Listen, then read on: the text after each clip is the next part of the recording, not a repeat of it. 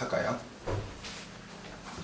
자, 오늘은요 불교의 본질에 대해서 제가 강의를 하겠습니다. 우리가 이제 보통 불교의 정의를 어떻게 내려야 될 것인지 알아야 되고요. 불교의 정의가 내려지면 과연 부처님이 어떤 의도를 갖고서 우리 인간계에 출연하셔가지고 이렇게 불교를 하는 것을 연설하게 되는지 이걸 이해하기가 되게 쉽습니다.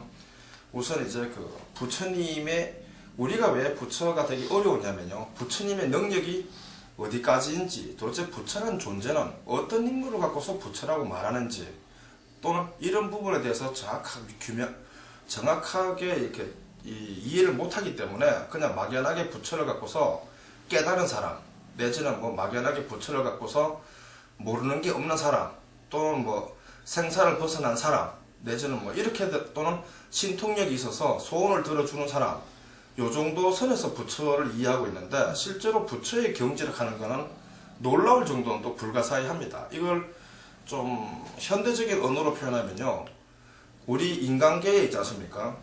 우리 현재 인류보다도 한 100만 배 정도 이상의 진화된 고등 생명체가 인간계에 왔다, 이렇게 보시면 됩니다. 그냥 이렇게 보는 가장 정확히 쉽게 말하면 거의 완벽한 초능력자가 이쪽 세계의 그쪽 세계에서 봤을 때 우리가 원신이겠죠.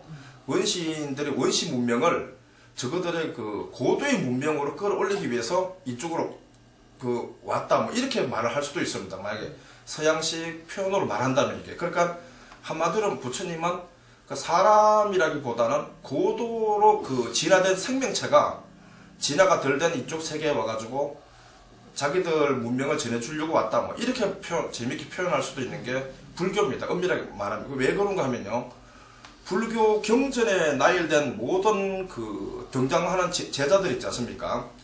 보살, 성문, 영가, 또는 타방세계에서 찾아온 여러 제자들, 이런 사람들은 대부분 보면은 인간이 아니고 있지 않습니까? 인간보다 고도로 진화된 어떤 생명체들이 찾아온 겁니다. 실제로 이게 신통력으로 찾아왔는데, 그 대표적인 증거가 뭐냐면 팔만대장경에 나열된 대부분의 등장인물 중에서 그 당시에 석가모니 부처님 당시에 순수하게 지구인이 있지 않습니까? 다시 말하면 인도 주변에 이 부처님 당시 인도 주변에 순수한 인간들은 약 1%밖에 안 되고요, 99%의 등장인물들은 전부 다 외계에서 왔습니다. 사실은 등장인물들이. 그러니까 어떻게 말하면 이 지구 역사상 놀라울 정도로 SF적인 용어로 치면은 굉장히 많은 외계인들이 이쪽에다가 어떤 문화를, 자기들 문화를 전파시켜주기 위해서 왔다, 이렇게 재밌게 표현할 수도 있는 게 불교입니다. 원래 이게. 그럼 일단 부처님의 경지라 하는 것은 어떤 걸 갖고서 도대체 부처님의 경지라고 말하는가에 대해서 이제 우선 이해를 해야 되기 때문에 그 부분을 제가 설명을 하겠습니다. 지금 사람들은 부처의 경지를 어떻게 보냐면, 기본적으로 부처님의 경지를 성인으로 봅니다. 성인.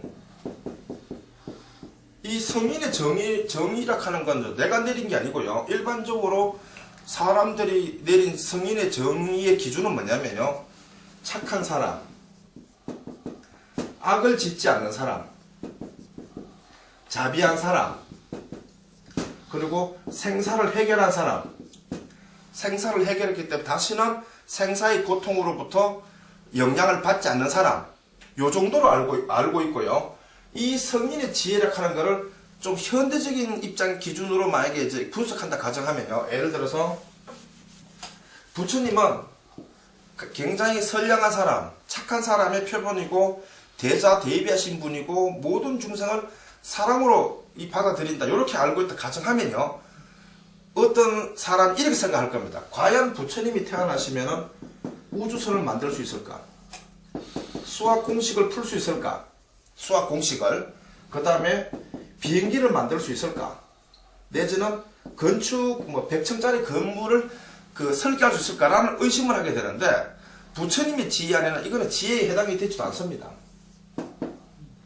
부처님의 지혜를 하는 건 뭐냐면, 우리 인간들이 알고 있는 모든 지혜를 다 통달했다 보면 됩니다. 기본적으로. 그러니까 상식적으로 사람들이 이렇게 의심합니다. 착하기로는 부처님 따라갈 사람 없지만 설마 부처님이 뭐 서울대 수학과 교수보다 수학을 잘할까? 이렇게 의심할 수도 있다 이 말입니다. 이게 또 다르게 말하면 부처님이 대자대비하신 부분으로는 뭐 진짜 한량 없는 분이긴 하시지만은 과연 그분이 전 세계 언어를 다 할 수 있을까? 예를 들어서 이런 의심할 수 있을 거 아닙니까? 자, 이런 부분을 모르기 때문에 단순히 부처님을 어떻게 알고 있냐면 그냥 부처님은 신통을 갖고 계시는 분이고 그 대신 현대 수학은 모를 거야. 예를 들어서 현대 과학은 이해 못할 거야. 이렇게 알고 있다 이 말입니다. 이게 이 부분을 부처님께서 염려해가지고 경전마다 제 부처님이 수학적인 관계를 갖고서 설명해 주십니다. 자신 능력에 대해서 어떻게 설명하시느냐면요. 이렇게 설명하십니다. 왜 수학적인 기준으로 설명하시냐면 수학적인 근거가 가장 과학적인 부분으로 기준이 될 수 있기 때문에 부처님이 수학적인 걸 갖고서 자신의 지혜를 이렇게 얘기합니다. 예를 들어서요. 법화경 서품에 보면요. 서품에 보면 1월 등명불이 나옵니다. 1월 등명불이 나오고 요보다 더 위에 보면은 이제 그 화성 비유표에 보면은 대통지성불이라고 나옵니다. 대통지성불. 이 화성 비유품을 설명하실 때 부처님이 뭐라고 말씀하시냐면 이렇게 말씀하십니다.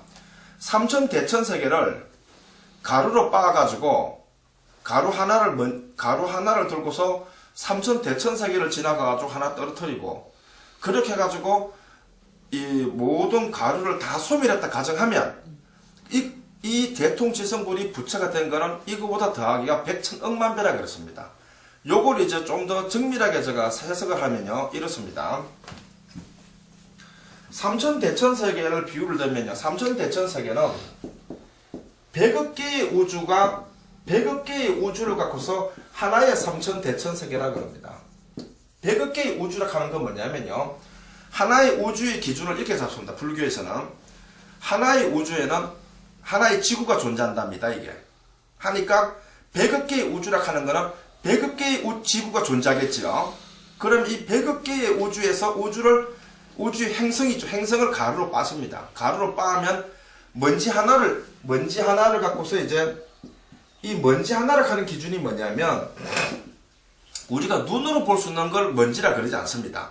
그보다 좀 더 미세한 우리가 눈으로 볼 수 없는 그러니까 우리가 눈으로 볼 수 있는 먼지를 64등분을 하면은 나오는 그 쪼가리를 갖고서 미진이라 그럽니다. 예를 들어서 요 미진의 먼지 하나를 들고서 어떤 사람이 동쪽으로 삼천대천세계를 지나갑니다. 100억 개 우주를 가가지고 먼지 하나를 떨어뜨리고 다시 또 먼지 두 번째 먼지를 들고 가가지고 또 삼천대천 100억 개 우주를 지나가 또 하나 떨어뜨리고 이렇게 해가지고 먼지를 다 떨어뜨리면 과연 지나온 세계가 몇 개냐라고 물어볼 겁니다. 부처님 물어볼 때 그 당시에 모든 제자들이 아무도 대답을 못합니다.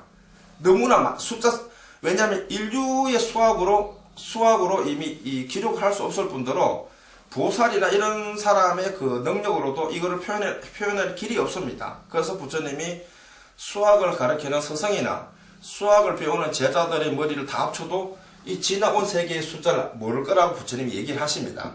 하시면서 부처님이 내가 이 지나온 세계, 즉 대통지성불이 과거에 부처가 돼가지고 중생을 교화할 때 그 당시를 내가 기억하기를 마치 손바닥 보듯이 기억하노라라고 말해버립니다.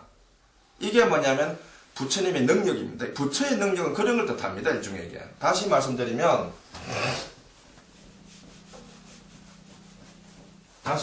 이 지구를 가루를 빻아가지고 먼지 하나를 갖고서 이 지구를 가루를 빻아가지고 빻았다 가정하면은 이 지구 전체에 빻은 가루가 몇 개냐고 몇 개가 될 것이냐고 계산하라 그러면 현재 과학으로는 수학으로는 계산 못 해낼 겁니다. 아마 숫자가 나올 수가 없거든요. 그런데 부처님의 지혜라 하는 거는 그게 아니죠. 100억 개 우주를 가루로 빻아가지고 그것도 100억 개 지구가 아니죠. 100억 개의 우주에 있는 모든 행성의 별을 가루로 빻아가지고 그 먼지 하나 들고서 100억 개 세계를 지나가고 이런 식입니다. 이게 이런 걸 갖고서 부처님의 지혜라 그러기 때문에 부처님의 지혜라 하는 거는 인간의 생각으로 상상할 수는 범위가 못 됩니다. 그래서 보통 어떻게 사람들이 알고 있냐면 부처님이 훌륭하고 선량하시고 중생을 사랑하고 중생을 구제하시고 등등 하는 이런 부분에서는 매우 뛰어나지만 수학 피가 뭐 이렇게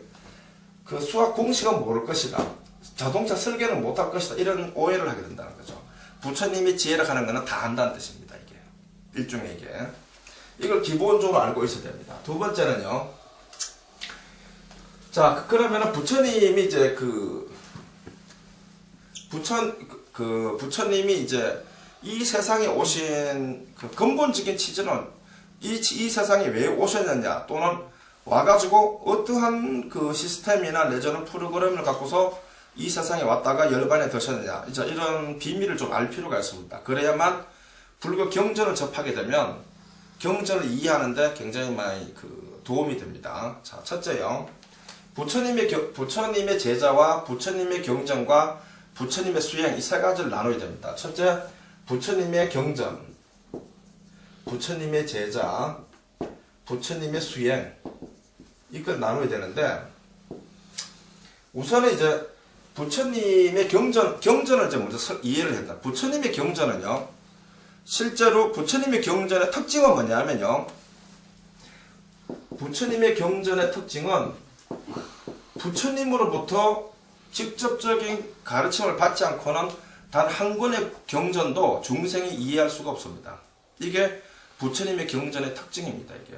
자, 다시 말씀드리면요, 부처님이 이미 중생이 아닙니다. 아주 아까 말한 대로 아주 고도화된 아주 최고의 문명에 있는 어떤 분이 왔다 그랬죠. 그러니까 중생의 머리로서 부처님이 말씀하신 가르침을 부처님께 직접 이렇게 해석이나 설법을 듣지 않고는 이해해낼 수가 없습니다. 이게 바로 부처님의 경전의 특징입니다. 이게. 그래서 팔만대장경이나 소선경전 중에서 중생이 독자적으로 경을 읽고 외워서 통달했다는 기록은 지구상에 존재하지 않습니다. 실제로. 그래서 조계종이나 이런 선종계열 쪽 사람들도요, 이렇게 얘기합니다. 내가 어느 경을 읽었더니 통달했다 이렇게 말하는 사람 한 명도 없습니다. 그냥 삼선을 닦았더니 뭘 봤다라고 말할 뿐입니다. 그러니까 경전을 근거로 해가지고 뭘 깨달았다 말을 절대 한 적이 없습니다.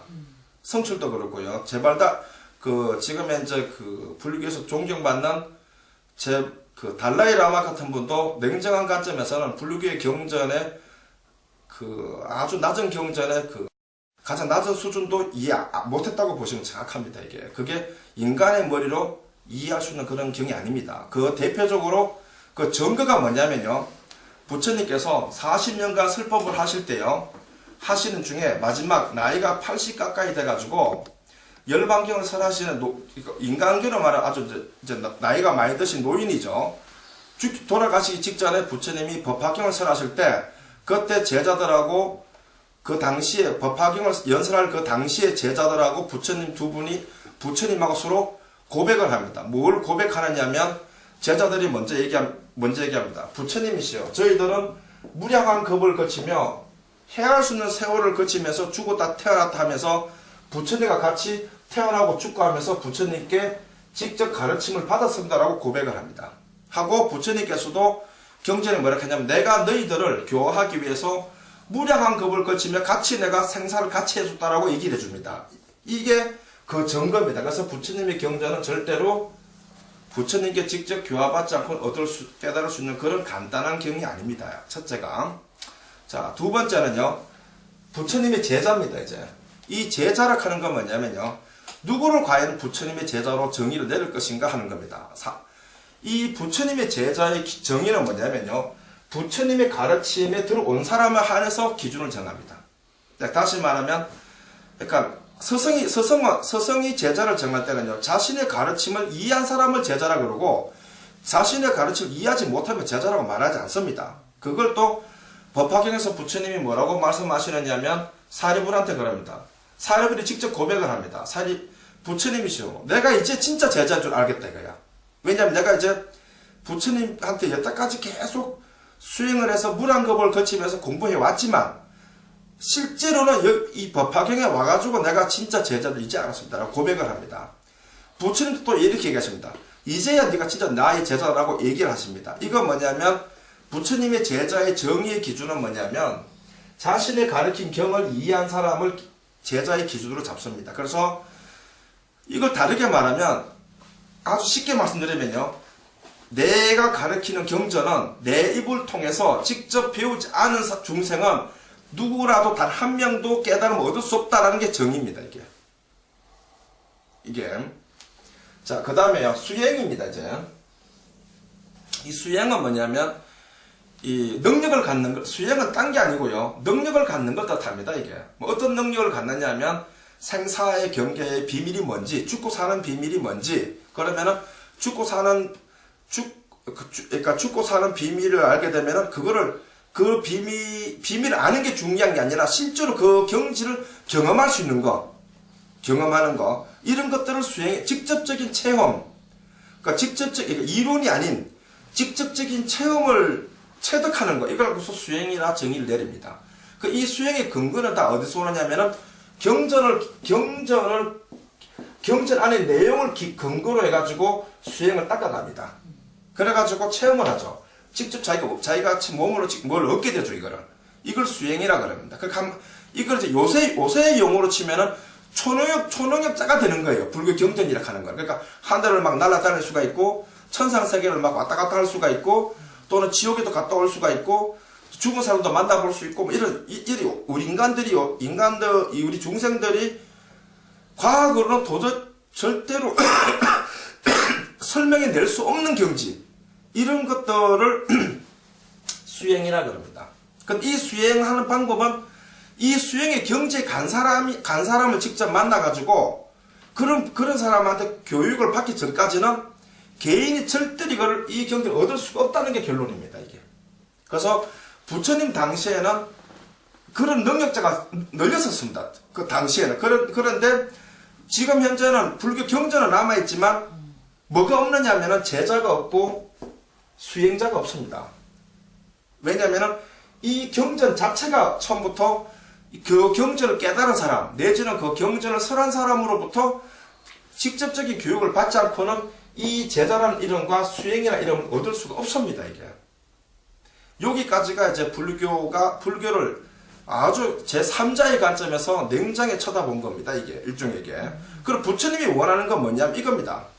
내가 연설한 경전을 갖고서 그 가르침을 깨달아가지고 나와 같은 능력을 얻어라. 이게 부처님의 원래 목적입니다, 이게. 쉽게 말하면. 그런데 부처님께서 말씀하시죠. 사실은 이게 내가 그렇게 말했지만 실제로 그게 간단한 게 아니야. 중생들 너희들이야. 하면서 법화경의 마지막 나이가 80 가까이 됐을 때 법화경을 설법하실 때 부처님이 고백을 하시죠. 이게 간단한 게 아니다, 이거예요. 아니다 그러면서 그동안에 자신들이 가르쳤던 제자들로부터도 고백을 받고 부처님 자신도 직접 고백을 합니다. 이게 간단한 게 아니다, 이거야. 라고 하면서 정의 딱 내려줍니다, 이게. 자, 그러면은 이렇게 간단하지 않는 걸 왜 인간계에 왔느냐 하는 겁니다, 부처님이. 왜 쉽게 말하면 자신을 통해서 또는 자신의 제자를 통해서 이거를 나름대로 이걸 펼쳐가지고 뭐 인류를 구제해보겠다 이렇게 왔다 가정하면 그러면 한 명도 지금 구제된 사람이 없다고 정의를 내릴 경우에 왜 왔느냐 하는 겁니다, 부처님이. 이걸 이제 알아야 돼. 이게 부처님의 원래의 비밀이고 본질입니다, 이제. 이걸 이제 설명을 하겠습니다.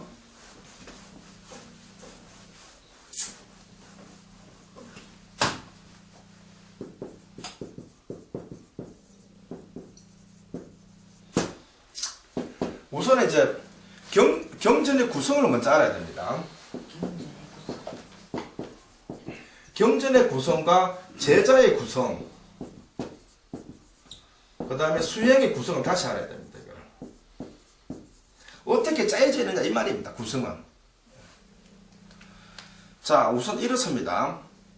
부처님이 이 세상에 왔었다 자, 불교를 어떻게 쳐다봐야 되냐면 이렇게 봐야 됩니다.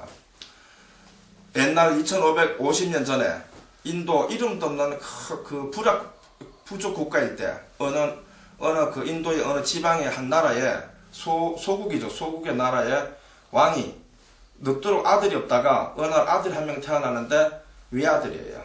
외아들인데 그 외아들이 이제 그 나이가 어릴 때 이제 그 4개의 성을 나갑니다. 이제 그 동문, 남문, 서문, 북문 나가봤더니 자신의 그 왕궁에서 살던 자신의 그 안락한 거하고 성 밖에 그 백성들이 고생하는 걸 보고 크게 후회를 하고 뉘우칩니다. 이게 무슨 삶이냐 이거야. 자기는 여태까지 모든 백성들도 자기처럼 사람 줄 알고 있었는데 이런 건 있을 수 없다. 그게 생로병사입니다. 이게. 그래가지고 이 생로병사를 만약에 생로병사를 해결하게 되면 이 성 밖에 있는 사람들이 훌륭하게 될 것이라고 착각을 하죠. 그래가지고 부처님이 이제 부왕이 출가를 도 닦는 걸 허락을 안 하니까 한밤중에 이제 새벽에 이제 그 백마를 타고 그 마부 차익을 데리고 이제 가출을 합니다. 사실 말해가지고 출가하고 그때 가출이었죠. 가출. 집을 나갑니다. 나가가지고 이제 그 보리수 나무 아래서 이제 6년간 고영을 닦고 난 뒤에 부처가 됩니다. 부처가 되고 난 뒤에 이제 생사가 없는 세계를 생사가 없는 비밀을 알고 난 뒤에 그 생사가 없는 비밀을 이제 설법을 막 해가지고 그래가지고 불교가 형성됐다라고 이렇게 알고 있으면은 불교를 모르는 겁니다. 그는 불교를 전혀 모르는 겁니다. 그는 모르는 거고 어떻게 알아들었냐면 부처님 모르는 거고 그렇게 따지면은 어떻게 되느냐면 인간이 어떤 특출한 인간이 어느 인도의 그 부주 국가에 문명도 발달하는 그 시절에 부주 국가에 어떤 특출한 인간 한 명이 탁 태어나더니 좀 똑똑해가지고 출가해가지고 깨달은 생사의 비밀을 알고 난 뒤에 그래가지고 이게 생사의 비밀입니다 여러분 이래가지고 막 교단을 만들어가지고 제자를 구성하고 이래가지고 불교가 만들어졌다라고 요렇게 알게 되면은 불교를 모르는 겁니다. 요렇게 알고 있는 사람들이 대부분입니다. 실제로 전 세계 사람들이. 자, 이게 아니죠. 자, 그러면요 이 경전의 구성이라고 하는 건 뭐냐면요 우선 이걸 알아야 됩니다. 이 석가모니 부처님이 연설하신 8만의 경전화, 대성경전하고 소성경전에서 등장하는 모든 제자들은 전부 다 과거 전생에서부터 연을 맺은 제자들입니다. 과거 전생에 아주 먼 과거라 하는 기준이 뭐냐면요. 현생 인류가 태어나기도 전입니다. 이 지구에서. 아주 먼 과거, 그러니까 헤아릴 수 없는 먼 과거 전부터 부처님의 교화 영역 안에 들어온 이 사람들을 갖고서 경전 안에 이름이 나열된 제자들이라 이렇게 얘기합니다. 전부 다 이게. 두 번째는요. 이 제자들이 크게 세 부류가 있는데 성문의 제자가 있고 영각의 제자가 있고 보산의 제자가 있습니다. 이렇게 있는데 이 제자들이 경전을 구성합니다. 그러니까 부처님이 계시고 요 세 부류의 제자들하고 대화를 하는 거. 성문과 대화하고 영각과 대화하고 보살과 대화하고 또는 보살을 가르치고 이런 설법한 것들이 그 설법한 것들을 기억해가지고 기록을 해서 만들어진 게 그래 불교 경전입니다. 이게 경전이고요. 그 당시에 부처님의 제자라고 하는 분들은 순수하게 부처님을 한 번도 만나 뵌 적이 없는 부처님으로부터 교화를 한 번도 받아본 적이 없는 중생은 여기에 단 한 명도 들어올 수가 없었습니다. 그 당시에. 왜냐하면은 경전을 부처님 그 당시에 아까 말한 대로 순수하게 중생 인도인으로 치면 인도인 중에서 순수하게 중생인 사람으로서 부처님의 그 경전 아래 이름이 나열된 사람은 단 한 명도 존재하지 않습니다. 그러니까 결과적으로 말하면 부처님이 이쪽 세계에 오셔가지고 인간을 단 한 명도 교화하지 않았습니다. 사실은. 결론이. 대장장이 춘다 같은 경우도 그러면 똑같습니다. 대장장이 춘다는 대보살입니다. 원래 그게. 제일 머리 아프고 속 썩이는 게 마부 차익이거든요. 부처님 그 마부입니다. 마부. 차익이가 얼마나 속 썩이냐면요. 부처님이 요렇게 앉아서 하면 얘는 요렇게 앉아버려요.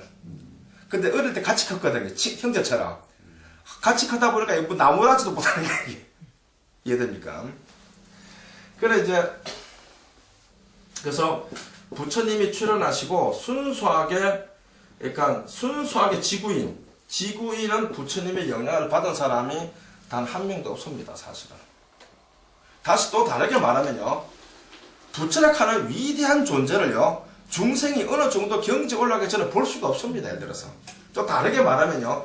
우리 같은 경우로 하더라도 부처님을 한번 뵐락하면, 꿈속에서라도 뵐락하면은 진짜 막 절을 막 100만 번 정도 하고 이런 정성을 들어서 우연히 한번 뵐까 말까 한다. 이렇게 가정한다 치면요. 어떻게 만날 수 있겠습니까? 그러면은 문헌상으로, 기록상으로 부처님 당시의 인간계 이름들이 있는데 부처님의 아버님, 어머니, 형제, 배달한 형제, 사촌 동생들, 사촌 아버지, 그 다음에 뭐 나를 키워주신 어머니, 낳아주신 어머니, 그 다음 마누라, 부인, 그러니까 마야 부인, 그 다음에 뭐 등등 그 제자들하고 근속, 그 일가 친척들은요, 전부 다 대보살입니다.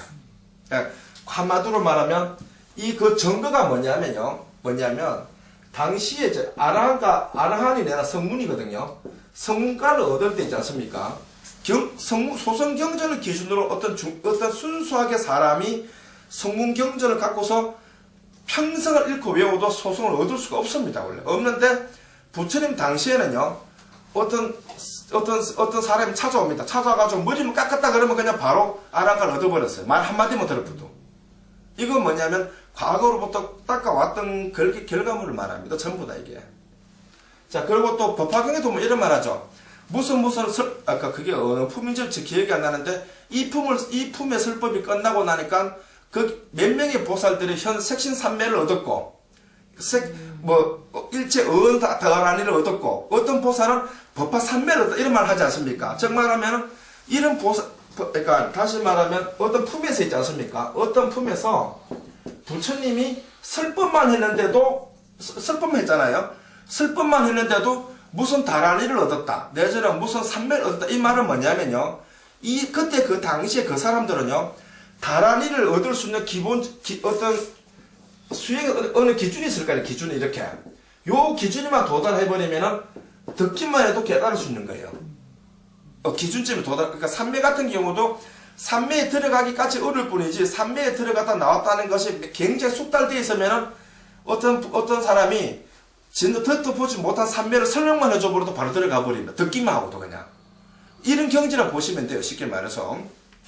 자, 그래서 그 경전에 나와 있는 인간들의 이름은 대부분, 전부 다 하다 못해서 그 부처님께 피해를 준 사람, 하다 못해서 부처님이 출가 전에 타고서 백마였죠. 백마까지도 전부 다 수행자입니다. 백마까지도. 그래서 부처님이 출현하시고 난 뒤에 순수하게 인간계에 있지 않습니까?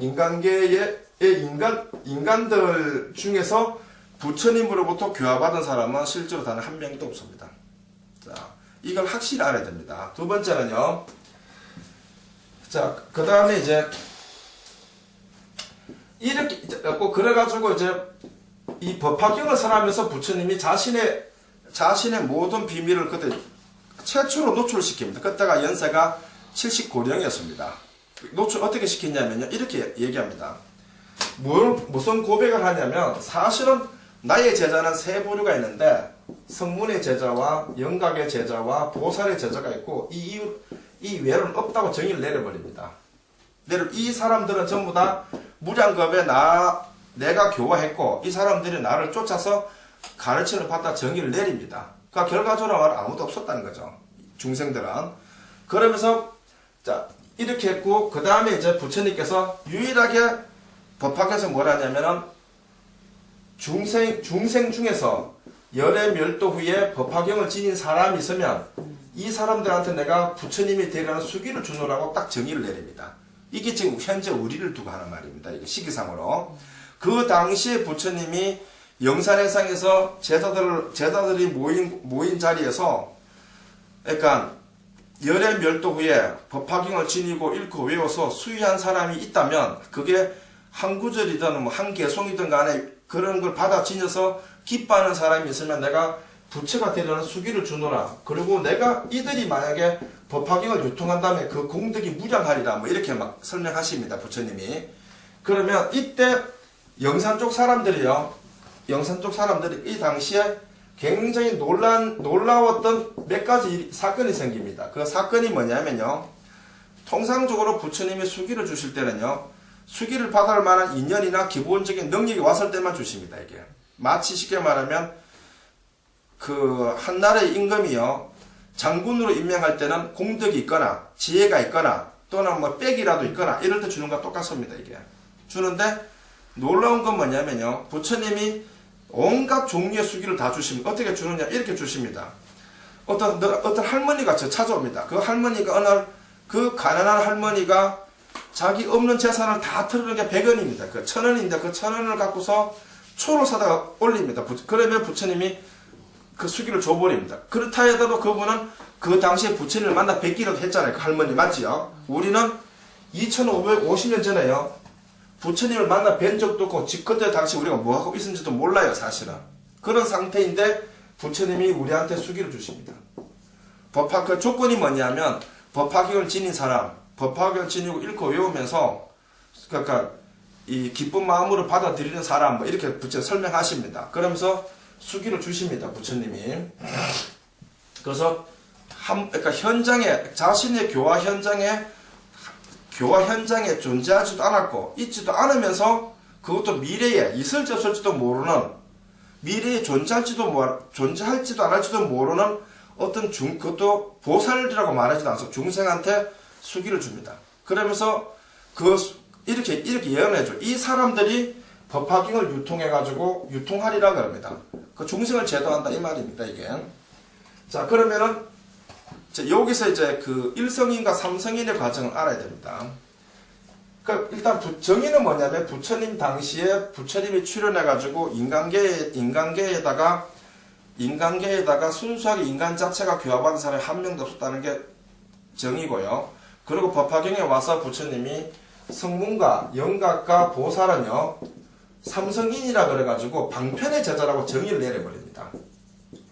방편의 제자라고 하는 기준이 뭐냐면요, 이 사람들이 배워왔던 경전은 전부 다 방편이었다 이 말입니다. 그러니까 방편의 정확한 용어가 뭐냐면요, 원래의 목적을 달성하기 위해서 어떤 방법이 필요했다 이 말입니다.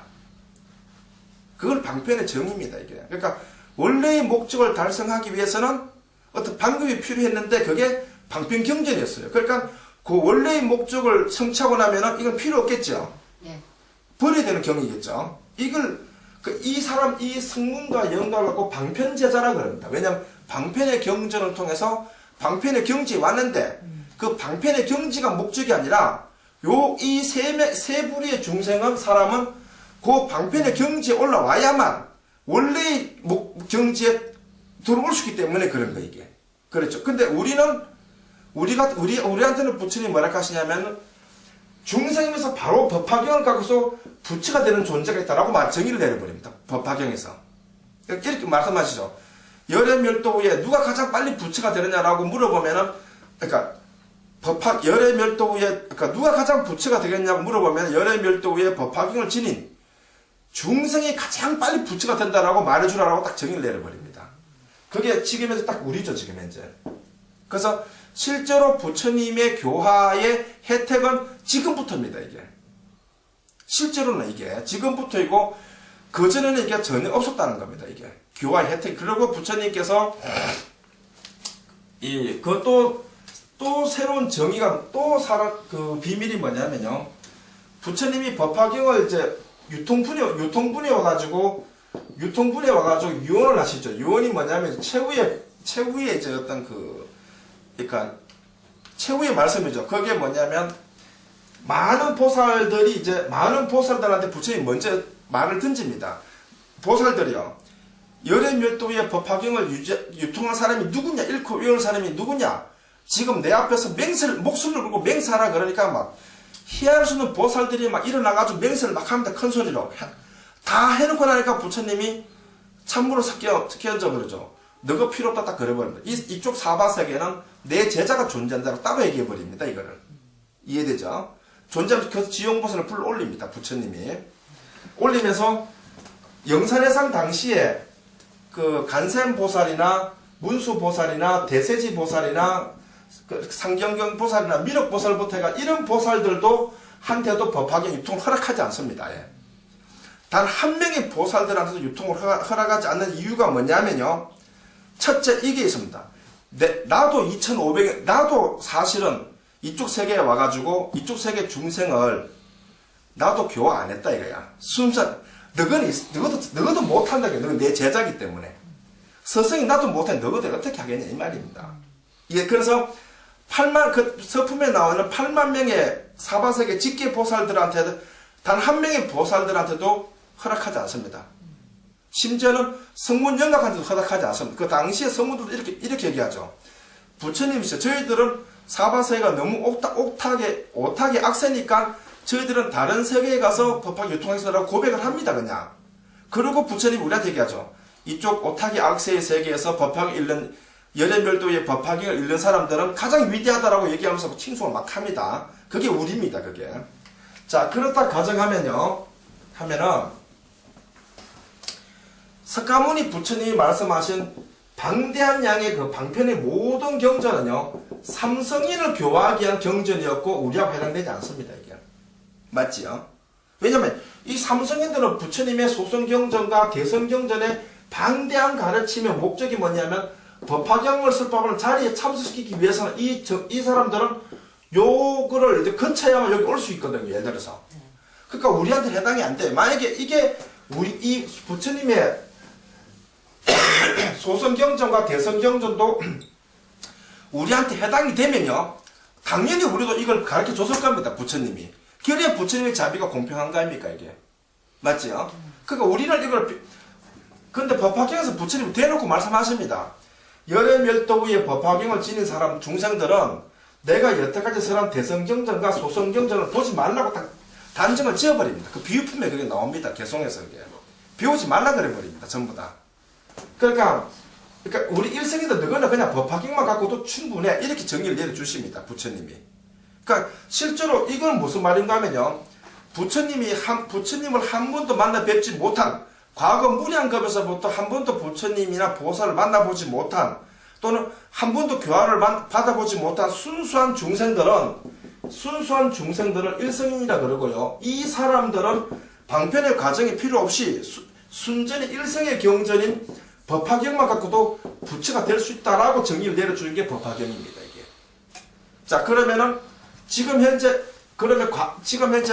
이 석가모니 부처님이 열반에 드시고 난 뒤에 어떤 역사가 일어나느냐 하면 첫째, 부처님이 열반에 드시고 난 뒤에 500년간은 소성경이 일어납니다. 이건 뭐냐면은 소성의 경전이 일어나고 이걸 다르게 말하면 성문과 영각들 중에서 그 제자들 부류가 수명이 긴 것들이 남아서 이걸 펼칩니다. 이 당심에도 순수하게 그냥 중생인 사람 중에서 이 사람들 제자가 된 사람 단 한 명도 없었습니다. 왜냐면 부처님 당시에 있지 않습니까? 당시 아라이나 성문의 눈에서 순수하게 아무것도 모르는 중생을 딱 쳐다봤을 때는 쟤를 가르칠 수가 없어요. 절대로. 기초가 안 됐기 때문에 쉽게 말하면요. 그러고 난 뒤에 이제 500년이 지나가지고 용수보살이 출내가지고 대성불교를 일으킵니다. 대성불교를 일으킬 때도 용수보살의 그 권속하고 전생의 제자들만 모여가지고 쉽게 말해가지고 이제 자기들끼리 공부를 하고 그 당시에 순수하게 인간은 여기 못 들어왔습니다. 전부 다. 그래서 요 천태보살, 용수보살 요 권속이나 부류들이 한 200~300년 안에 다 죽고 나니까 요거 사라져버립니다. 조직 자체가 사멸해버립니다. 쉽게 말해가지고. 차라리 선종 같은 경우에는 그거는 뭐 불교를 하기 좀 이상하지만 그거는 남아있잖아요. 차라리요. 사라져버립니다. 자, 그 다음에 그리고 천태보살이 또 태어나가지고 원교사상을 일으킵니다. 일으키지만은 이 원교사상도 천태보살이 죽고 난데 200~300년이 지나고 난데 거의 뭐 멸종해버립니다. 자, 그걸 다르게 말하면요. 천태보살의 논문하고요. 용수보살의 논문하고요. 그다음 더 500년 전에 소성 부처님 열반에 드시고 난 뒤에 500년 전에 그 소성의 그 논문들이 있지 않습니까? 이 논문들은 태생적으로 부처님한테 무량겁을 거쳐서 기본적인 걸 좀 교육을 받아온 사람들이 이해할 수 있는 논문이고요. 그냥 순수하게 오늘 우리 같은 불교 신자들이 가가지고 그걸 읽어서 이해할 수 있는 논문이 절대 아니란 겁니다, 이게. 왜냐면은 천태보살이나 용수보살은 영산 출신입니다, 전부 다 이게. 이거 자기들 논문에 저거들을 스스로 고백을 합니다. 사실 내가 영산 쪽 사람이었다고.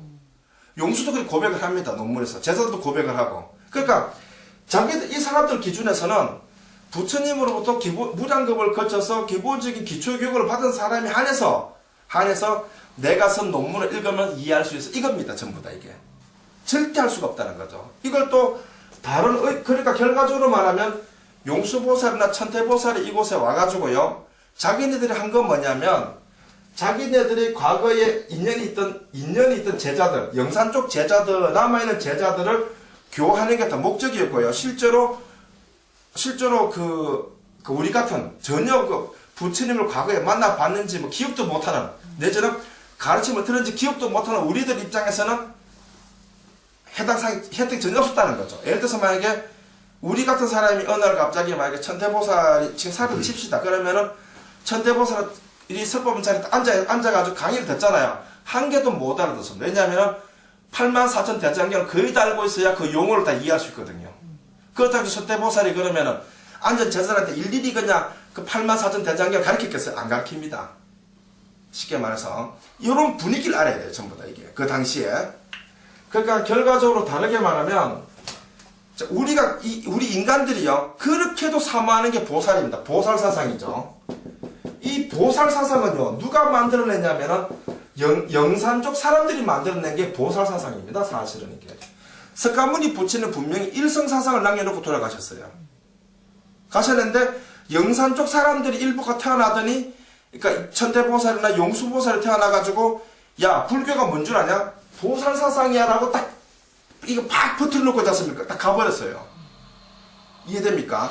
그럼 이 보살 사상은 뭐냐면 보살의 경전이 있을 거 아니에요. 그럼 이 보살의 경전은 인간이 배울 수 있는 게 아니에요. 부처님으로부터 직접적인 교육을 받아야 얻을 수 있는 건데 얘네들 이 사람들은 받았단 말입니다. 그리고 저것들 이렇게 해야죠. 불교의 근본적인 사상은 뭐냐? 보살 사상이다 이거야. 적어도 중심으로 얘기하는 거예요.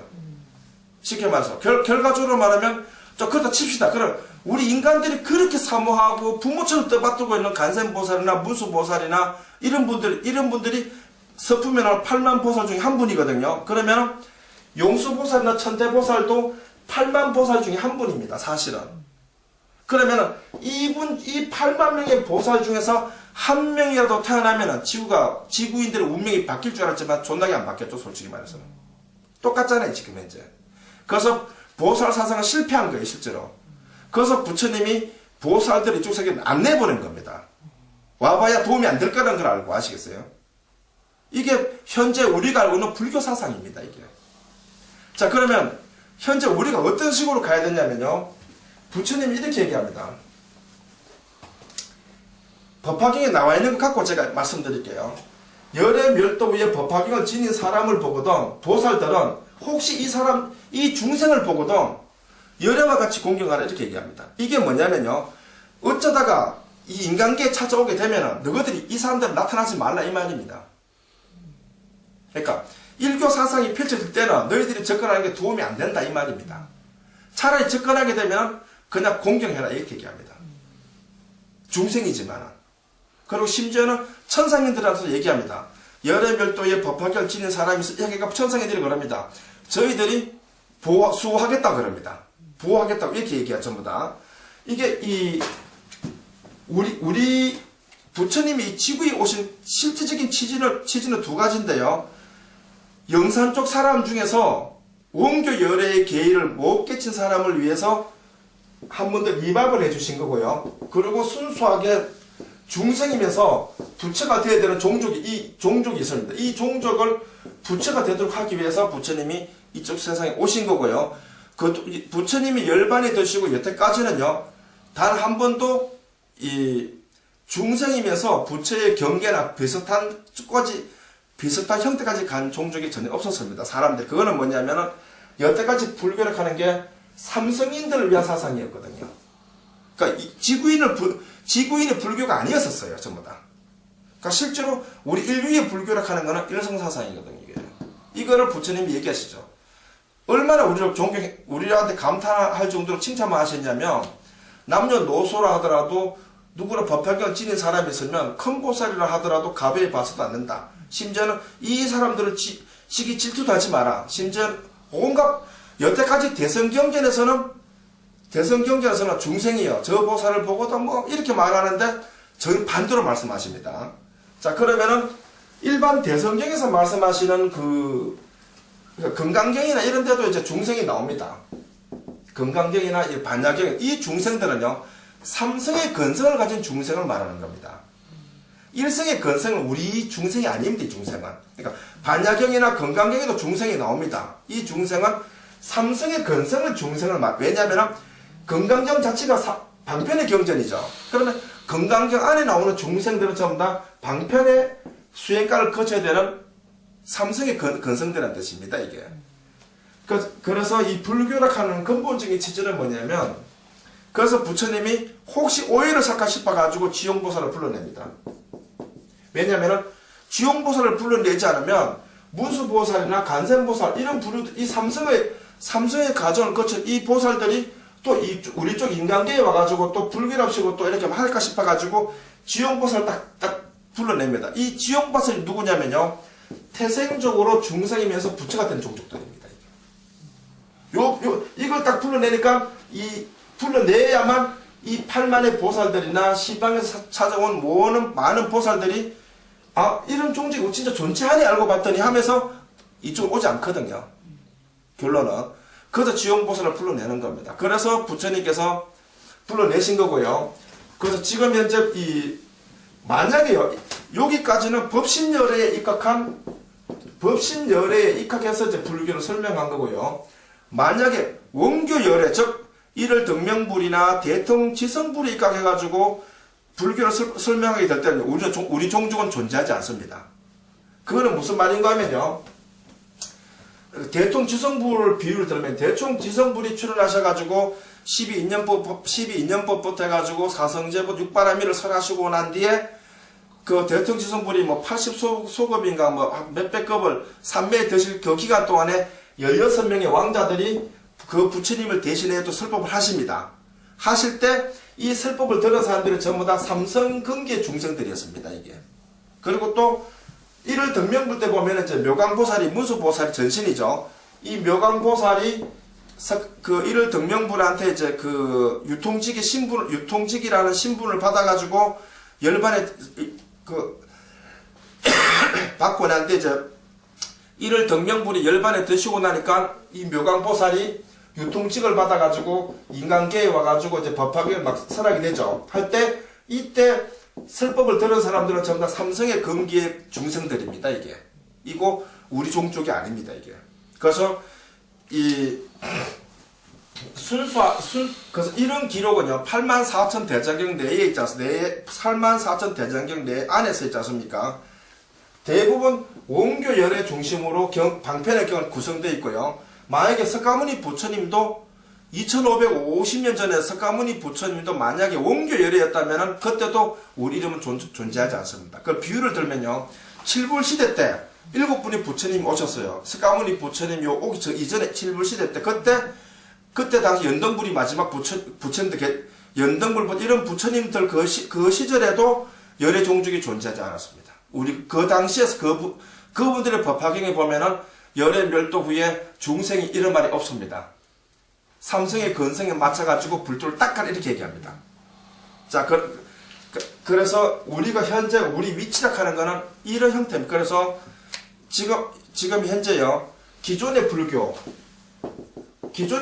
뭐냐면 진짜 뭐 그냥 뭐 간센보살이나 미륵보살이 뭐 최고니 하는 그런 걸 말합니다. 그 다음에 그보다 조금 아는 게 누구냐면 이제 천태사교이나 천태보살의 논문을 아는 사람들이 불교입니다. 여기 누구냐면 이제 예를 들어서 천태보살에 대한 논문을 좀 읽어본 사람이 불교입니다. 결국에는 여기는 뭐 불교가 뭔지도 모르는 사람이고요. 여기는 그나마 그래도 불교가 뭔지는 알지만 결국 이게 또 삼성인에 의해서 불교라는 사실을 눈치를 챈 사람 단 한 명도 없습니다. 여기서 지금 현재. 자기들도 그냥 천태보살에서 논문대로 내가 중생이지만 보살의 과정을 거쳐서 부처가 돼야지 이렇게만 알고 있는 게 요 사람들입니다. 지금 현재 제가 법화경 유통에서 하고 있는 게 뭐냐면 이겁니다. 일교사상이죠. 일교사상이 뭐냐면 여기까지가 전부 다 삼성인을 위한 불교였고, 석가모니 부처님 당시에도 순수하게 인간의 중생으로서 부처님으로부터 교화된 사람 단 한 명도 없었다. 이런 거지 않습니까? 그러니까 여기도 깨야 되고, 이거 갖고서 뭐냐면 반야종이니 뭐 건강중 이런 종파라 치고요. 이거는 뭐 천태부 쪽 종파를 치면요. 여기도 깨야 되고 여기도 이해시켜야 되니까 우리가 할 일 얼마나 많겠어요. 이해가. 한마디로 말하면 요게 진짜 불교거든 이게요. 자, 그래서 세상 사람들이 어떻게 생각하느냐면 8만의 보살 중에서 단 한 명이라도 태어나면은 이 지구의 운명이 바뀔 거라 생각했지만은 사실은 영산해상에서 대놓고 내가 보살이하고 태어난 사람이 대략 한 열 몇 명이 됩니다. 실제로는. 이 지구에 태어난 게. 8만 명의 보살이 열 몇 명이 왔다 하는 건 뭐냐면요. 그나마 좀 대표적인 보살이 온 거예요. 왔지만은 이 8만, 이 열댓 명의 보살이 왔지만요. 사실은 이 인간계에 전혀 뭐 영향을 주기 다 한 개도 없습니다. 결과적으로 그냥 공부가 모자랐던 제자들을 막 끌어모아 가지 않습니까? 다 가르치고 다 끝내붙습니다. 그래서 지금도 천대보살의 논문이나 용수보살 논문부터로 자빠져가지고 8만 대장경 중에서 단 하나의 논문으로 쓸 수 있는 사람 단 한 명도 없었고 과거에도 없었습니다. 사실은. 자, 그러면 이제 결론을 내겠습니다. 그 결론이 뭐냐면 우리는 어떻게 깨닫느냐 하는 겁니다. 그게 계시, 오입이 네 가지 법칙입니다. 이게.